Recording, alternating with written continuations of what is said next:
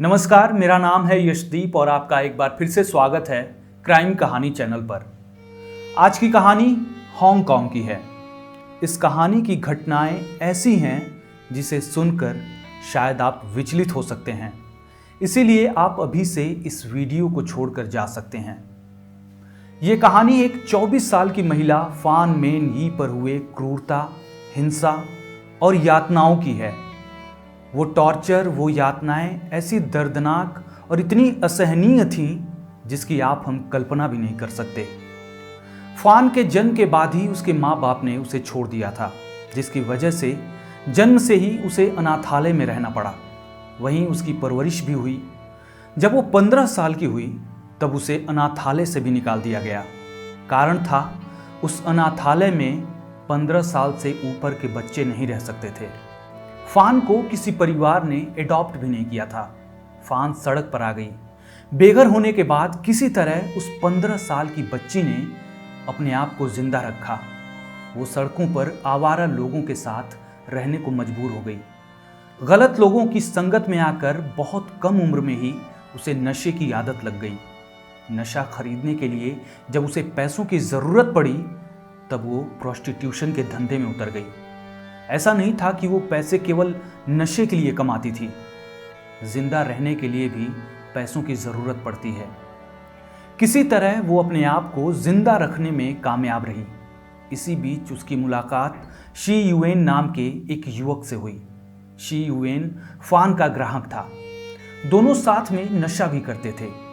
फान अपने जीवन में स्थिरता चाहती थी, एक परिवार चाहती थी जो उसे कभी मिला ही नहीं था। इसीलिए मई 1996 में फान ने शी युएन से शादी कर ली। लेकिन शादी के बाद भी फान का जीवन सुधरा नहीं, बल्कि और बिगड़ता ही चला गया। फान के पड़ोसियों की शिकायतें रहती थीं कि फान और उसका पति अक्सर आपस में लड़ते रहते थे। उनके कमरे से रात भर चीखने चिल्लाने की आवाज़ें आती थीं। ऐसे ही बुरे माहौल में फान एक बच्चे की माँ बन गई। फान ने अपने बच्चे के लिए नशा छोड़ दिया। प्रोस्टिट्यूशन का धंधा छोड़कर वो एम्प्रेस कैरियोकी नाइट क्लब में डांसर बन गई। आगे चलकर फान और उसके पति का रिश्ता चल नहीं पाया। दोनों अलग हो गए। फान एक बार फिर से नशे में डूब गई। महंगे नशे ने फान को ऐसे जकड़ लिया कि वो उसे पाने के लिए कुछ भी करने को तैयार थी। साल 1997 में वो कोवलून के एक वेश्यालय में सेक्स वर्कर के रूप में काम करने लगी। इसी साल के शुरुआत में उसकी मुलाकात 34 साल के एक नामी व्यक्ति चान मेन लोग से हुई। चान बहुत अमीर आदमी था। वो हांगकांग का ड्रग डीलर था और वहाँ के एक अंतर्राष्ट्रीय अपराधी संगठन ट्राइड से जुड़ा था। इसके साथ ही वो फान जैसी लड़कियों से प्रोस्टिट्यूशन का धंधा भी कराता था, यानी वो एक दलाल था। धीरे धीरे चान भी फान का नियमित ग्राहक बन गया। फान अपने ग्राहक चान के साथ क्रिस्टल मेथ जैसी नशीली चीज़ों का सेवन करने लगी। क्रिस्टल मेथ बर्फ के टुकड़े जैसा दिखता है और इसका उपयोग दवा बनाने के लिए भी किया जाता है। जल्दी ही फान चान के संगठन के लोगों के साथ दिखने लगी। एक दिन फान नशे के लिए तड़प रही थी। नशा खरीदने के लिए उसके पास पैसे नहीं थे, इसीलिए उसने चान का पर्स चुरा लिया और वहां से गायब हो गई। उस पर्स में करीब 4000 अमेरिकी डॉलर थे। जल्दी ही चान को यह पता चल गया कि उसका पर्स उसके पास नहीं है। पर्स गायब होने से पहले उसके पास केवल फान ही मौजूद थी। चान समझ गया कि उसके पैसे फान ने ही चुराए हैं। उसने फान पर चोरी का इल्जाम लगाया। फान जानती थी कि चान अपराधी और खतरनाक आदमी है। फान डर गई और उसने ये मान लिया कि उसी ने उसके पैसे चुराए थे। उसने चान से कहा कि वो उसके सारे पैसे लौटा देगी। तब चान ने कहा कि वो तो तुम्हें लौटाने ही पड़ेंगे। अब तुम केवल मेरे लिए ही प्रोस्टिट्यूट का काम करोगी। इसके बाद चान फान से मनमाना काम कराता रहा। कुछ ही दिनों में उसने फान के शरीर को बेचकर 4000 डॉलर कमा लिए। अपने पैसे मिल जाने के बाद भी चान नहीं माना। वो फान से चुराए रुपयों का ब्याज भी लेना चाहता था, इसीलिए वो आगे भी उसके शरीर को बेचता रहा। बिना ये सोचे कि फान पर क्या गुजर रही होगी। जल्दी ही उसने ब्याज के तौर पर फान से $10,000 भी कमा लिए। पर चान इतने में संतुष्ट नहीं हुआ। उसके मुंह में खून लग चुका था। उसने ट्राइड संगठन के 2 सदस्यों लेउंग शिंग चो और लेउंग वाई लुन से फान का उसके घर से अपहरण करवा लिया। चान का हांगकांग के ग्रैनविल रोड पर एक अपार्टमेंट में तीसरे फ्लोर पे 5 बेडरूम का एक फ्लैट था। फान को वहीं ले जाया गया। फ्लैट के अधिकतर सामान हेलो किट्टी के प्रोडक्ट से सजाए गए थे, जैसे कि पर्दे, तौलिए, चांदी के बर्तन, बेडशीट्स, खिलौने। आपकी जानकारी के लिए बता दूं कि हेलो किट्टी हांगकांग का एक मशहूर काल्पनिक कार्टून कैरेक्टर है। पहले चान का इरादा था कि वो फ्लैट पर फान से धंधा करा के और पैसे कमाएगा। उसने ऐसा किया भी, लेकिन जल्दी ही उसका इरादा बदल गया। उसे फान को दर्द में देखकर खुशी का एहसास होने लगा। इसीलिए वो अपने लोगों से भी फान का रेप करवाने लगा। बहुत जल्द फान उन लोगों के लिए एक खेल बन गई, मज़े की एक चीज़ बन गई, जिसे दर्द में देखकर उन्हें मज़ा आने लगा। इसी बीच चान एक 14 साल की लड़की आ फोंग को डेट करने लगा था। हालांकि कई रिपोर्ट्स में ये बताया गया है कि आ फोंग भी एक प्रोस्टिट्यूट ही थी, जिससे चान पैसे कमाता था। चान, लेउंग शिंग चो, लेउंग वाई लुन और आ फोंग ये 4 लोग थे जिन्होंने फान का जीवन नर्क से भी बदतर बना दिया। अपने मज़े के लिए उन लोगों ने फान को रस्सियों से बांध दिया, फिर मोमबत्ती से उसके शरीर को जलाने लगे। कुछ दिन बाद इस जलाने वाले खेल को और मज़ेदार बनाने के लिए उन्होंने प्लास्टिक की स्ट्रॉ को जला के उसकी गर्म बूंदों को फान के शरीर पर गिराने लगे। फान जब दर्द से चिल्लाती तो वो खुश हो जाते। फान चल ना पाए या कहीं भाग ना पाए, इसलिए उसके पैरों को भी जला दिया गया। उन्होंने उसके पैरों को तब तक जलाया जब तक कि उसके पैरों में फफोले नहीं पड़ गए। उन्होंने फान को लाठियों से पीटा और कई बार तो लोहे की रॉड से भी पीटा। जब चान और उसके गुर्गों का मन इन यातनाओं से भर जाता था तो वो कुछ नया करते। जैसे कई बार उन्होंने फान को बांध के पंचिंग बैग बना दिया, उसके ऊपर घूंसे बरसाए।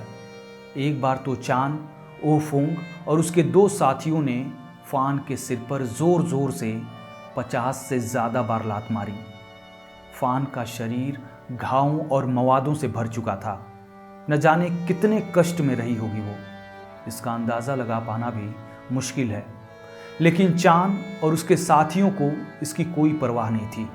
वो फान को दर्द देने के लिए उसके घावों पर मिर्च का तेल डालते, घावों पर मसाला रगड़ते, ताकि फान ज़्यादा से ज़्यादा तड़पे, चिल्लाए। जब फान दर्द से बिलखती तो चान और उसके साथी उससे हंसने के लिए कहते, और अगर फान नहीं हंसती तो उसे और दर्द दिया जाता और तड़पाया जाता। असहनीय दर्द होने के बावजूद भी फान हंसने की कोशिश करती।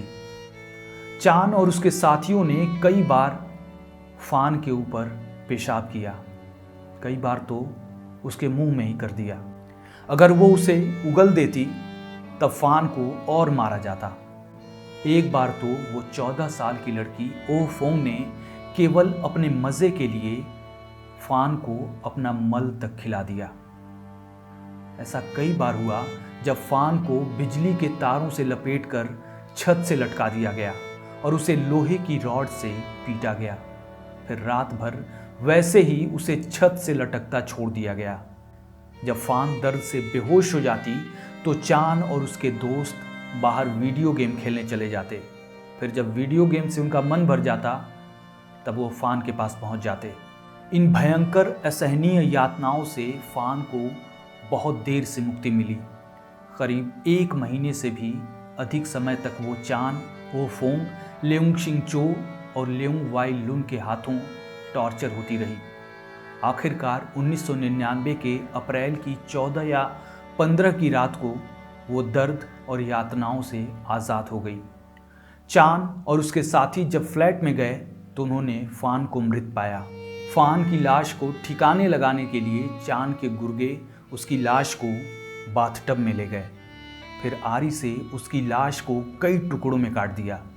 लाश से बदबू ना आए और वो सड़े ना, इसलिए वो लाश के टुकड़ों को किचन में ले जाकर गर्म पानी में उबालने लगे।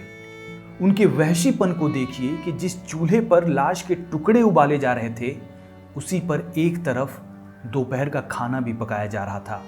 और तो और लाश को पकाने और खाना पकाने के लिए वो एक ही चम्मच का यूज़ कर रहे थे। खैर, लाश के टुकड़े पक जाने के बाद उसे घर के कचरे के साथ बाहर फेंक दिया गया।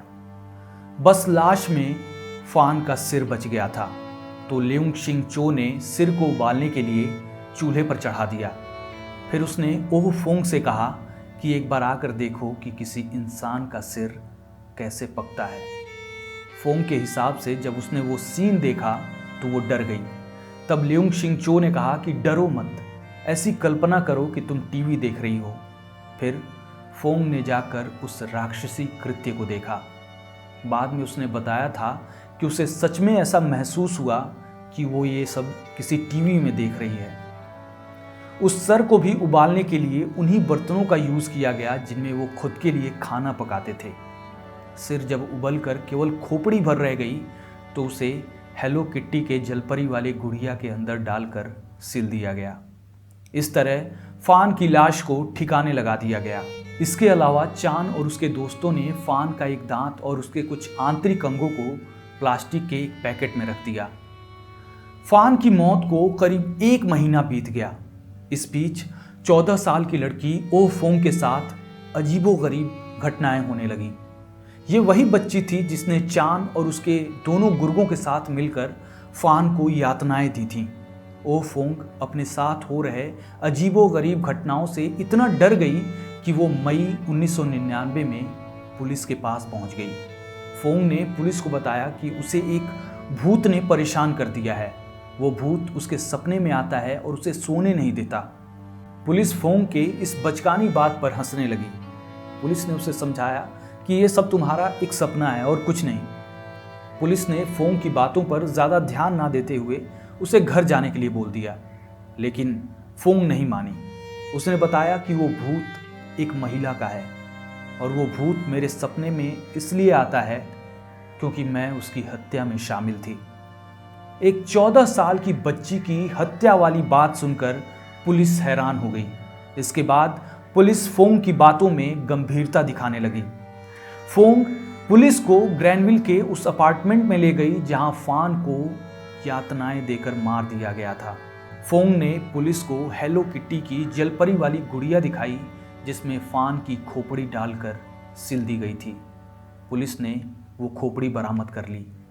चान के उस फ्लैट से पुलिस को वो प्लास्टिक का पैकेट भी मिल गया जिसमें फान का एक दांत और उसके कुछ आंतरिक अंग रखे गए थे। जल्दी ही ये खबर पूरे हांगकांग में फैल गई। किसी को भी विश्वास नहीं हो रहा था कि इंसान इस हद तक जा सकता है। जल्दी ही ये case hello kitty murder case के नाम से मशहूर हो गया। इसके बाद हांगकांग पुलिस ने चान यानी चान मेन लोक, ल्यूंग शिंग चो और ल्यूंग वाई लुन को गिरफ्तार कर लिया। फान की लाश के साथ ऐसी बर्बरता की गई थी कि पुलिस और फॉरेंसिक टीम ये पता ही नहीं लगा पाई कि फान की मौत असल में कब हुई थी और किस वजह से हुई थी।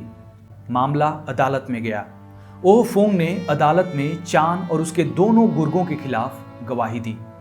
लगभग 6 सप्ताह तक कोर्ट में हेलो किट्टी मामले की सुनवाई चलती रही।